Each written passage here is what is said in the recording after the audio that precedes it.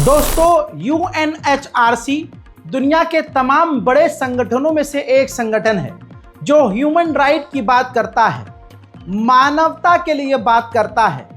अभी 2 दिन पहले यूएनएचआरसी ने यूएन ने आधिकारिक तौर पर सबूत पेश कर दिया और यूएनएचआरसी के ऑफिशियल्स ने यूएन के ऑफिशियल्स ने पूरा भांडा इजराइल का फोड़ा और बताया कि इजराइल ने सेक्सुअल हैरेसमेंट फिलिस्तीनियों का किया है और वॉर क्राइम किए हैं। उसके सबूत भी यूएनएचआरसी ने दे दिए। अब जहां पर दुनिया को इजराइल का विरोध करना चाहिए था, उल्टा अमेरिका और इजराइल तैयारी कर रहे हैं और बात कर रहे हैं कि यूएनएचआरसी को ही बैन कर दिया जाए। अंधेर नगरी चौपट राजा, तानाशाही आसमान पर, यह हाल हो चुका है। आज अगर कोई, पहली बात तो हक के लिए बोलता नहीं, ना हक का कोई साथ देता है। अगर कोई हिम्मत करके आगे आता भी है तो ताकतवर उसे इस तरह से बिल्कुल जड़ से ही मिटा देते हैं। वहीं अगर किसी अमेरिकी व्यक्ति को खरोच आ जाए, इजरायली व्यक्ति को कहीं खरोच आ जाए, तो ये इतना ज़्यादा आर रोना करते हैं। मैं रोज़े से हैं तो भाई हम बोल नहीं सकते, लेकिन आर रोना इतना ये करते हैं कि क्या ही बताएं। लेकिन अब दुनिया देख रही है कि यूएनएचआरसी को अमेरिका और इजराइल बैन करने की तैयारी कर रहे हैं। इजराइल हर साल एक सालाना कॉन्फ्रेंस करता है, एंटी सेमेस्टियम कॉन्फ्रेंस। आसान कर देता हूँ, बेफिक्र रहिए। इस मीटिंग के अंदर, इस कॉन्फ्रेंस के अंदर यहूदियों के खिलाफ जो नफरत फैलाई जा रही है और यहूदियों को एक समय मारा गया था, तो उस पर बातचीत होती है। ऐसे में सबसे बड़ा झटका इजराइल के लिए वो है कि खुद जर्मनी ने आने से इनकार कर दिया। एक वक्त नाज़ी का सपोर्टर खुद वहीं से जो है नाज़ी पैदा हुआ और जर्मनी का इतिहास बड़ा गंदा रहा है। तो जो कल तक खुद नाज़ी था, आज उसने कहा कि भाई आप नाज़ी के सपोर्टर्स को बुला रहे हो, ऐसे कुछ लोग हैं जिनका इतिहास सही नहीं है और नाज़ी के साथ थे, इसलिए हम नहीं आएंगे। ये बड़ा झटका था। उससे बड़ा झटका आज फिर लग गया। जर्मनी तो जर्मनी, फ्रांस के ऑफिशियल ने भी मना कर दिया, इस मीटिंग में हम नहीं आएंगे क्योंकि आपने हमारे विरोधियों को इनवाइट किया है। यानी जब बीच में फ्रांस इजराइल का साथ नहीं दे रहा था, तो इजराइल जो है फ्रांस की सरकार की विपक्ष के लोगों से बात कर रही थी। उसी का हवाला देते हुए फ्रांस ने आधिकारिक तौर पर इस मीटिंग में जाने से इनकार करके एक और झटका मार दिया है। यूएन के बहुत सारे ऑर्गेनाइजेशन हैं। अब अमेरिका और इजराइल की हैवानियत का एक और स्टेप देख लीजिए। कोई भी यूएन का ऑफिशियल जो इजराइल का विरोधी है, या ये कह लीजिए कि इजराइल का विरोधी ना होकर अगर वो फिलिस्तीन की मदद भी करता है, तो ऐसे अधिकारियों को, एनजीओ से जुड़े हुए अधिकारियों को और उस ऑर्गेनाइजेशन को इजराइल अपने यहाँ आने नहीं देगा। अमेरिका की जो ये नई सरकार बनी है राष्ट्रपति डोनाल्ड ट्रंप की, ये अमेरिका से ज़्यादा इजराइल के लिए काम कर रही है। कैसे? अमेरिकी ऑफिशियल, डोनाल्ड ट्रंप के ऑफिशियल ने ऐलान कर दिया है कि जो भी हमारे मुल्क में इजराइल विरोधी होगा और इजराइल के खिलाफ एक शब्द भी बोलेगा, उसके खिलाफ हम टेररिज्म के तौर पर उसको हम आतंकवादी मानेंगे और उसको आतंकवाद की तरह ट्रीट करके उसके खिलाफ आतंकवाद वाला कानून लागू करेंगे उस पर, और उस पर कार्रवाई आतंकियों जैसी करेंगे। मैंने कल ही कहा था कि मुसलमानों के हालात इतने ख़राब इसलिए हैं क्योंकि गद्दार हमारे बीच है। अरब को कुछ कहता हूँ तो बहुत सारे मुसलमानों के सीने पर सांप लौटने लगता है, उनके ऊपर खबीस चढ़ जाता है और वह रज़ा भाई क्या कह दिया, तू काफिर है, तू सिया है। सच्चाई ये है, आपकी स्क्रीन पर देख लीजिए रिपोर्ट। हजरात, यूएई के कुछ ऑफिशियल्स इजराइल गए हैं। इजराइल के सेटलर्स मिनिस्टर, जो कब्जा करने वाले नेता हैं। कौन? कब्जा करने वाले नेता, जो गाजा में कब्जा करेंगे और वेस्ट बैंक में कब्जा करने का उनका प्लान जारी है, वो यूएई गए हैं यूएई के साथ अपने रिश्ते बेहतर करने के लिए। इसी तरह से अगला ये प्रूफ आपके सामने, इजराइल ने अपने यहाँ इजराइल के अंदर ही इफ्तार पार्टी रखी। देख लीजिए, 100 चूहे खाकर सुअर के बच्चे चले हज पर। देख लीजिए, ये इफ्तार पार्टी रखते हैं और इस इफ्तार पार्टी में यूएई का एम्बेसडर स्पेशली बुलाया गया था। ये गद्दार हैं और सच में सबसे बड़े गद्दार हैं। इसीलिए तो खुल्लम खुल्ला इजराइल फिलिस्तीनियों को कहीं भी मार रहा है। अब भारत में ही वो भूल गए क्या आप? भारत के लोगों की खासियत ये है कि भारत के मुसलमान तुरंत भूल जाते हैं तमाम तकलीफ, तमाम उनके साथ बुरे करने वाले लोगों को। अब मैंने आपको बताया था कि वो भारत के अंदर जो इजराइल के दूतावास हैं, इजराइल का दूतावास, उसके अंदर इजराइल के एम्बेसडर ने इफ्तार पार्टी रखी थी। कोई मुसलमानों का प्रतिनिधि नहीं गया। गया तो कौन गया? जनाबे मौलाना हजरत उमर अहमद इलियासी, हाँ वही गए। और ऐसी तमाम मुस्लिम विरोधी एक्टिविटी में ये शख्सियत सबसे आगे रहती है। और कुछ कह दो, सवाल कर दो तो एफआईआर कर देते हैं मौलाना साहब हैं। तो ये हमारी कौम, अब सबको पता है ये उस इफ्तार पार्टी में गए। बताओ मुझे कोई एक पत्रकार, कोई एक यूट्यूबर, बहुत सारे मेरे साथी हैं बहुत बड़े बड़े यूट्यूबर बनने की ख्वाब रखते हैं, कुछ मुझसे ऊपर भी हैं, कुछ कम सब्सक्राइबर वाले भी हैं, लेकिन ग्राउंड पर रहते हैं। किसी की हिम्मत नहीं हुई कि इनको कॉल आउट करें। किसी भी कमेटी, भारत की राजधानी दिल्ली में इतनी बड़ी बड़ी कमेटियां हैं, किसी भी कमेटी और किसी भी मौलवी, किसी भी आलिम ने सवाल नहीं किया। मुअद्दबाना गुजारिश करके सवाल कर लेते कि भाई साहब इस पर आप सफाई टिप्पणी तो दो। मौलाना साहब को कोई फ़र्क ही नहीं पड़ता। अब जनाबे फरहान यहिया हमें बताते हैं, जब मैंने उनसे शेयर किया ये सब चीज़, तो उन्होंने बताया कि भाई सिर्फ वही उस पार्टी में नहीं थे, बल्कि उनकी जो औलाद है, कड़ियल जवान जो उनका लड़का है, वो भी उस इजरायली इफ्तार पार्टी में मौजूद थे। फिर मुझे ये भी जानकारी दी गई कि सिर्फ उमर इलियासी साहब, जनाब उमर इलियासी साहब नहीं, उनके वालिद मरहूम भी इस तरह की पार्टियों में रहा करते थे। बाकी अब मुसलमान ही मुर्दा है, उसको ही नहीं समझ में आ रहा है। ये सब सामने से चीज़ देखने के बाद तो आगे मैं क्या ही कहूँ। वहीं इजराइल के पूर्व डिफेंस मिनिस्टर ने नेतन्याहू से रिक्वेस्ट की है कि इजराइल की सेना को गाजा के बच्चों को दोबारा से मारने के लिए मत भेजो। रफ़ा के अंदर इजराइल ने, मैं फिर से अलर्ट जारी कर रहा हूं और फिर से 3 दिन से स्पेशली इस बात पर जोर दे रहा हूं कि सीज फायर बेकार है। इजराइल ने गाजा पर हमले शुरू कर दिए हैं। अब आपको बता रहा हूं, ये बहुत ख़तरनाक वीडियो है। बहुत मैंने मेन एरिया काट के निकाला है सीन। गाजा की मस्जिद है रफ़ा के अंदर, ये व्यक्ति वीडियो बना रहा है फिलिस्तीनी। मस्जिद के ऊपर इजराइल के ड्रोन गोलीबारी कर रहे हैं और अंदर ये मौत के सामने है। इजराइल बड़े हमले गाजा पर शुरू कर चुका है। उधर अमेरिका में आतंकवादी संगठन जो इजरायलियों का है, उन्होंने खुल्लम खुल्ला कहा है कि हमने हज़ारों फिलिस्तीनी अमेरिकी समर्थकों का नाम डोनाल्ड ट्रंप की सरकार को सौंपा है और हमने उनसे उन तमाम लोगों को मुल्क से निकालने की रिक्वेस्ट की है। सभी को पता है कि ये गाजा में सीज फायर है ही नहीं।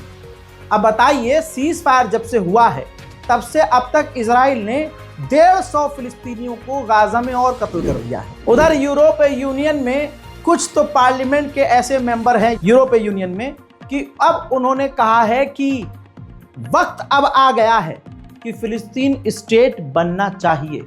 सुनिए।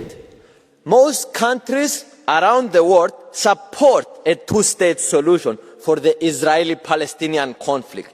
But the biggest obstacle for this to really happen is the United States. The United States has used its veto power in the United Nations Security Council dozens of times to block resolutions that will recognize a Palestinian state. Along the United States, only 8 other countries refuse to recognize Palestine. On the other hand, 143 countries around the world recognize Palestine, many of them represented here in the European Parliament. I believe the EU should push. एक बात याद रखिएगा, कोई भी सुअर हो और तानाशाह हो, बात दोनों एक ही है।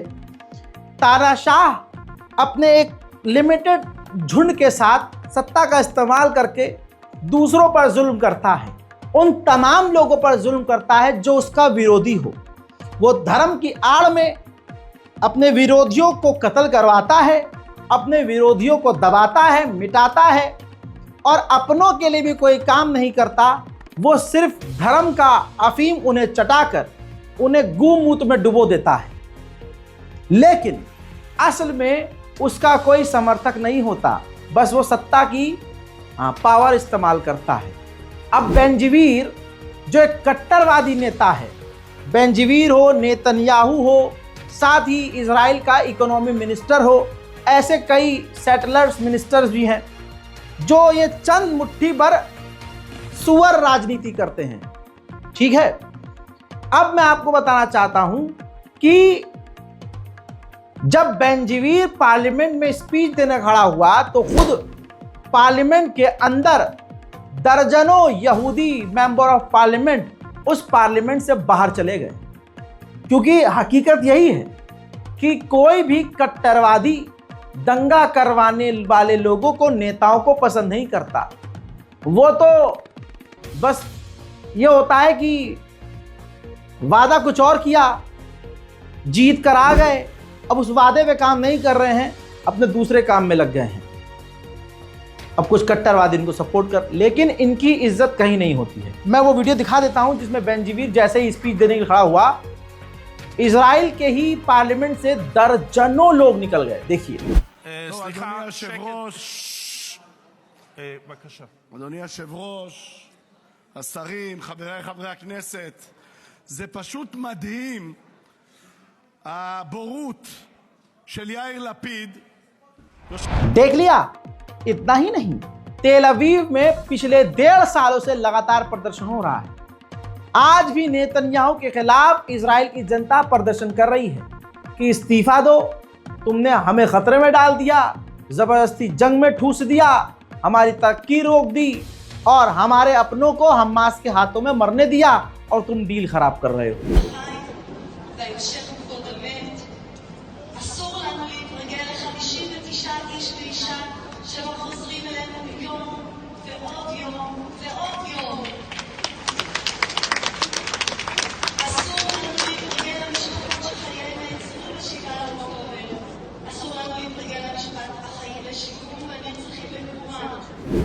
ठीक इसी तरह से इजराइल के खिलाफ आयरलैंड में भी प्रदर्शन जारी है।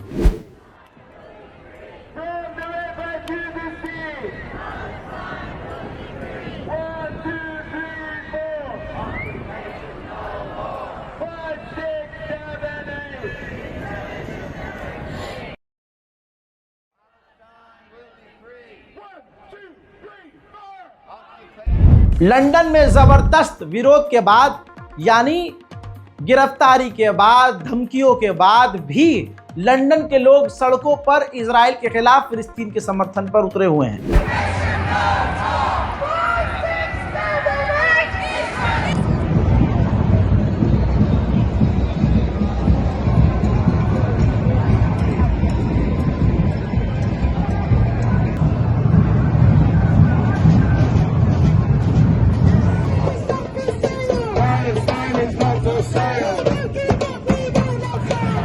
बताइए, जिस देश में प्रदर्शन कोई होता ही नहीं है, जापान के लोग भी फिलिस्तीन के लिए सड़कों पर हैं।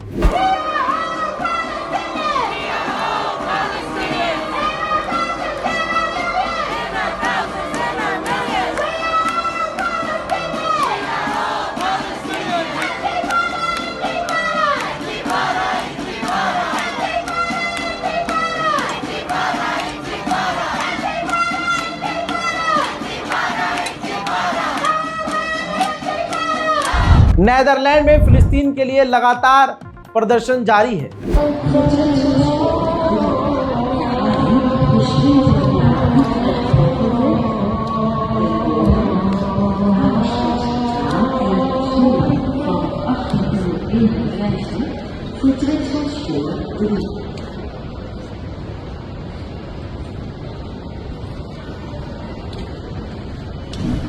कतर ने बहुत बढ़िया कदम उठाया है। कतर ने एक बार फिर से दबाव बनाया और बार बार बना रहा है कि इजराइल के पास जो ढके छुपे चोरी चुपके से न्यूक्लियर पावर प्लांट और परमाणु बम है, उसकी पूरी तरह से जांच होनी चाहिए। देखिए, अब कतर ने इनिशिएटिव लिया है, लेकिन कोई भी अरब का देश इसका साथ नहीं दे रहा है। अरे दुनिया में कोई ऐसा देश नहीं है जो इस वक्त कतर के साथ खड़ा हो कि हाँ ये बात सही कह रहा है। वहीं रशिया के सैनिकों ने दुनिया का दिल जीत लिया। सीरिया के अंदर जो रशियन बेस है वहां पर सीरिया के हजारों लोगों ने पनाह ली है। रशियन सैनिकों को सीरिया के बच्चों के साथ खेलता हुआ देखा जा सकता है। जो बच्चे ट्रॉमा में हैं, जो डरे हुए हैं, उनके साथ रूसी सैनिकों का खेलना इस बात की तरफ इशारा कर रहा है आतंकवादी सेना रूस की नहीं है, जोलानी की है, इजराइल की है और अमेरिका की। हजरात मोहतरम, बहुत सारे लोग सिर्फ इस बिना पर जोलानी के सपोर्ट में है क्योंकि वो शियों का कत्ल कर रहा है। हालांकि सच ये है, जो कई बार सबूत के साथ दिखा चुका हूं, कि वो सभी विरोधियों को मार रहा है। और बार बार कह रहा हूं, खुदा की कसम, रमजान के इस पाक महीने की कसम, डे 1 से कह रहा हूं कि जोलानी को सपोर्ट मत करो। ये ISIS का व्यक्ति है, ISIS से इसका कोलैब है, लेकिन नहीं आया समझ में, क्योंकि हमें शियों से इतनी नफरत है कि हमें हैवान मंजूर है, शिया मंजूर नहीं है। चलो भाई, ईरान तो निकल गया, तुम्हारे हिसाब से हिजबुल्लाह मर गया, नसरुल्लाह खत्म हो गया। भाई गाली बकते हैं लोग। अब मुझे पता चला कुछ मुसलमानों को हसन नसरुल्लाह भी बुरे रखते थे। इंस्टाग्राम पर भाई मेरी आंख खुली कि भारत में ऐसे भी नाली के कीड़े मौजूद हैं जो टोपी लगाकर 5 टाइम के नमाजी बनते हैं, लंबी दाढ़ी, ऊंचा पजामा रखकर मुल्ला बने हुए हैं, लेकिन अंदर से वो कितने विस्फोटक हैं, कितने आतंकी दिमाग के हैं, अब मुझे समझ में आया है। इसी बात पर मैंने इतनी बड़ी बात कही जो आज फिर से रिपीट कर रहा हूं कि खुद मुझे मोहम्मद रजा को हिंदुओं से खतरा नहीं है, या अंधभक्तों से खतरा नहीं है, या गवर्नमेंट से इतना खतरा नहीं है जितना सीधा सीधा खतरा मुझे ऐसे मुसलमानों से है। याद रखना, और आपको भी ऐसे ही मुसलमानों से खतरा होगा। मैं हर बार सबूत दे रहा हूं, लेकिन फिर भी आप लोगों को समझ में नहीं आ रहा है। लीजिए आपकी स्क्रीन पर रिपोर्ट। ये जोलानी का फौजी है। कुछ नोटिस किया? नहीं किया होगा आपने, क्योंकि आपके सीनों में शियाओं के लिए खाली नफरत है। मार दो शिया को भाई, नफरत तो खत्म होगी तुम्हारी। कम से कम शिया को मारकर तुम्हारे दिलों में ठंडक तो पहुंचेगी। कम से कम एक तो होगे। नहीं, तुम तब भी एक नहीं होगे जब तुम्हें इस वीडियो के अंदर कुछ गलत दिख नहीं रहा है, तो तुम कभी सुधर नहीं सकते। अरे आंखें फाड़ कर देखो, जोलानी का ये कुत्ता ISIS का कंधे पर बिल्ला लगाए हुए है और अल्लाह के घर मस्जिद के अंदर घूम रहा है। देख लो। और जहां जोलानी को मौका मिला और इस ISIS दाइश को मौका मिला, ये मस्जिदें तक उड़ाएंगे। ये कोई नई बात नहीं कह रहा हूं। याद करो, दाइश जब इराक में और सीरिया में शुरुआती दौर में आया, इन्होंने मस्जिद को, अल्लाह के घरों को बम लगा लगा कर उड़ाना शुरू किया था। लेकिन कोई बात नहीं, कब्र में फरिश्ते तुमसे सवाल करेंगे, कब्र में कीड़े तुम्हारे पड़ेंगे। आज जो तुम किसी से नफरत के बिना पर तुम हैवान को सपोर्ट कर रहे हो। अब सोचो, अमेरिका बिना फायदे के कोई एफर्ट डालता है? जवाब है नहीं। अमेरिका की फौज सीरिया के अंदर तमाम लड़ाकों को जोलानी के नीचे ला रही है कि जोलानी के साथ काम करो। क्या फायदा है अमेरिका का इसमें? किसी ने कमेंट किया, रजा भाई तुम ये समझ नहीं पाओगे, तुम्हें कुछ पता भी है? जोलानी के छाते नीचे सारे फाइटर्स आ रहे हैं, ये कितना अच्छा है। लेकिन तुम तो फलानी कौम से हो, तुम तो फलानी जात से हो, तुम्हें क्या पता, तुम तो ईरान के गुलाम हो। अरे ईरान गया तेल लेने तुम्हारी अम्मा के साथ। अपने बाप को सुनो, तुम्हारा बाप हमेशा सही बोलता है और हक बोलता है। मैंने आज तक 5 साल के रिकॉर्ड में किसी मसलक को प्रमोट नहीं किया, किसी मसलक के खिलाफ कोई घटिया बात नहीं की। आप समझ रहे हो? कॉमेडी की बात अलग है, मीम्स की बात अलग है, लेकिन मैंने हमेशा सबको एक कर। आज अगर लाखों लोग हिंदुस्तान में, पाकिस्तान में, कनाडा में, सऊदी अरब में, जर्मनी, फ्रांस तक में मुझसे अगर प्यार कोई करता है, इस बिना पर क्योंकि मैं कभी मसलकबाजी नहीं खेलता हूं, मैं ला इलाहा इल्लल्लाह की बात करता हूं, मैं कुरान की बात करता हूं, मैं हर ला इलाहा इल्लल्लाह जो वहदे-उला शरीक पर भरोसा करता है, मैं उन सबको अपना भाई मानता हूं। मैं सबको साथ लेने की कोशिश करता हूं, भाई सब साथ चलो, सब हमारे अपने हैं, लेकिन लोगों को समझ में नहीं आती। हजरात, अब सोचिए अमेरिका का क्या फायदा है कि सबको एक कर रहा है? मैं बताता हूं, क्योंकि जोलानी अमेरिका का टट्टू है। अमेरिका तमाम, क्योंकि जो लड़ाकू हैं, अगर कोई जोलानी से अलग होगा तो वो जोलानी पर भी अटैक करेगा और अमेरिका पर भी अटैक करेगा, वहां पर बेस में अमेरिका के। तो जोलानी के नीचे इसलिए ला रहा है तमाम लड़ाकुओं को कि फिर एक ही इंसान को वो ऑर्डर देगा अमेरिका, जोलानी को, ओए अपनी सेना से ये कह, ये इजराइल की तरफ हमला ना करे, ओए जोलानी ईरान पर अटैक करो, ओए जोलानी लेबनान पर अटैक करो, ओए जोलानी, और जोलानी जी हुजूर करता रहेगा। ये चीज आपको समझ में नहीं आएगी, टाइम लगेगा लेकिन आ जाएगी। उधर ईरान के करीब ये देख लीजिए, अमेरिका के जासूसी विमान लगातार उड़ रहे हैं। उधर ईरान के राष्ट्रपति पेजेश्कियान ने बेतुका बयान दिया। मुझे तो समझ में नहीं आया, आपको समझ में आए तो बता दीजिएगा। उन्होंने अपने बयान में कहा कि यूरोप और अमेरिका मुझे तो हरा सकते हैं लेकिन मेरे लोगों को नहीं। अरे भैया, फिर तुम काहे के लिए हो? तुम्हें हरा सकते हैं तो घंटा के तुम मजबूत हो, काहे के मजबूत हो भाई? ईरान का इतिहास, जब तक इब्राहिम रईसी थे जो पूर्व राष्ट्रपति थे, वो बंदा ऐसा था, किसी के बाप से नहीं डरा। तभी तो या एक्सीडेंट करवा दिया गया या फिर वो मतलब एक बड़ा साजिश, मुझे तो अब लगता है साजिश का हिस्सा था, क्योंकि उनके जाने के बाद ईरान में एक्चुअल में ईरान में बहुत उत्पाद मचा और ईरान कई बेसिस पर, कई लेवल पर कमजोर हुआ। उधर IRGC के जनरल सलामी ने अमेरिका को और इजराइल को धमकी दी है कि अगर हम पर हमला किया तो हम जवाबी कार्रवाई करेंगे। वो तो करनी ही पड़ेगी मुन्ना। देखिए, ما در راه دفاع از منافع و ارزش‌ها و هویت و حقانیت خود کاملا مصممیم.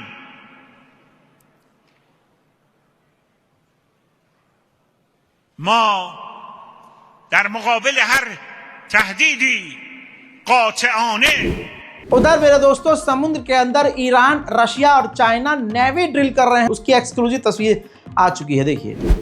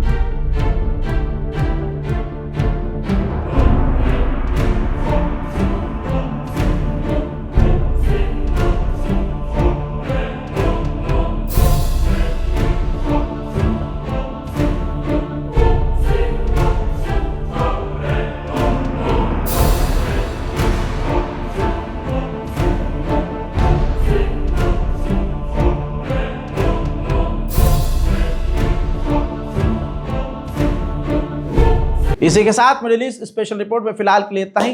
चैनल को सब्सक्राइब जरूर कीजिए, रिपोर्ट को शेयर कीजिए। जय हिंद।